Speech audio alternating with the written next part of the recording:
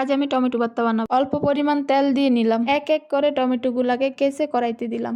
একটু পাকা টমেটো নেওয়ার চেষ্টা করবেন, তাতে ভর্তার স্বাদ বাড়বে। কিছু রসুনের কোয়া দিব, কিছু কাঁচামরিচ দিব। টমেটোটা সিদ্ধ হলে ভালোভাবে ভেজে নিবেন। রসুন আর মরিচগুলা ভাজা হয়েছে, উঠাইয়া নিলাম। টমেটো সিদ্ধ হয়েছে, ভালোভাবে খুন্তি দিয়ে পিষিয়ে নিলাম। টমেটোর গায়ের থেকে কিছু পানি বের হয়েছে, পানিগুলো শুকিয়ে নিলাম। সবকিছু রেডি করা শেষ, এখন ভর্তা বানাবো। মরিচের সাথে লবণ নিব। কাঁচামরিচ চটকে নিলাম, কিছুটা শুকনো মরিচ দিলাম। কাঁচামরিচ শুকনো মরিচ ভালোভাবে মেখে নিলাম। পেঁয়াজ নিলাম, রসুন নিলাম, ধনিয়া পাতা নিলাম, সবগুলো ভালোভাবে মেখে নিব। টমেটোর গায়ের চামড়াটা উঠে নিলাম।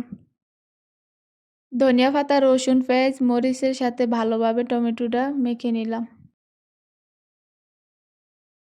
অল্প পরিমাণ সরিষার তেল দিলাম যাতে ভর্তাটার স্বাদ বাড়ে। এই তো হয়ে গেল আমার মজাদার টমেটো ভর্তা।